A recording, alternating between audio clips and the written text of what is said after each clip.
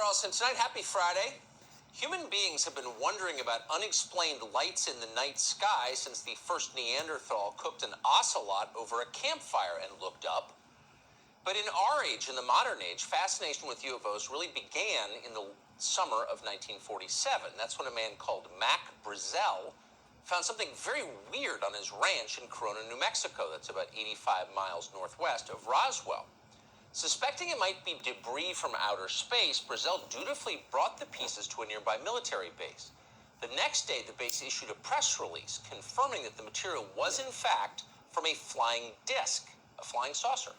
News agencies around the world announced the shocking find. Flying saucers! Then, within hours, the U.S. military changed its assessment of what these pieces were. Brigadier General Roger Ramey, commander of the 8th Air Force, announced that, in fact, the debris from outside Roswell was nothing more than a weather balloon. Not a big deal, nothing extraordinary, certainly nothing extraterrestrial. Was General Ramey telling the truth about that? Well, it looks like he may have been. It may, in fact, have been a weather balloon. But that was not the end of the story. Over the past 75 years, the U.S. military has gathered evidence on a remarkable number of puzzling aerial phenomena, most of which were definitely not weather balloons. Unexplained flying objects have buzzed U.S. military bases, missile sites, ships, aircraft, submarines underwater, often at speeds and in directions that seem to defy any known human technology. The Pentagon has said next to nothing about any of this in public. Instead, it has consistently covered up these sightings. Virtually everything we know about UFOs has come from whistleblowers.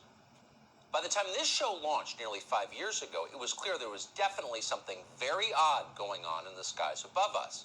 UFOs were not some crackpot theory cooked up on late-night radio. They were absolutely real. The question was, what are they exactly? Over the years, several powerful political figures in Washington, including Senator Harry Reid, have pushed the U.S. military to reveal all it knows about UFOs. But in every case, they have failed to dislodge that information. Then last year, Senator Marco Rubio of Florida inserted a demand for transparency into a federal appropriations bill. By the end of June 2021, the government was required to turn over its full assessment of UFOs. Just a few hours ago, that report finally came out, late on a Friday. We've only seen the public version so far, but here's what we can tell you. Government investigators seem sincerely baffled by what these things are. Today's report analyzed 144 separate sightings of UFOs by the U.S. military. But in only a single case could the government explain what it was. In that case, it was a large deflating balloon. The rest, the other 143, remain a complete and total mystery.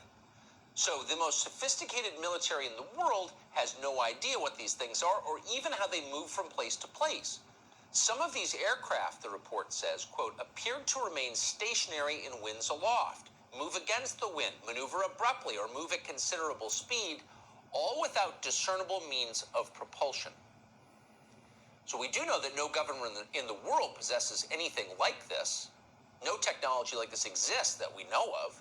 The Pentagon seems fairly certain these are not Russian and they're not Chinese. So what are they?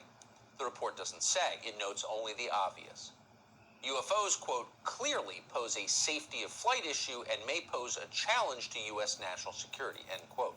Hey, Sean Hannity here. Hey,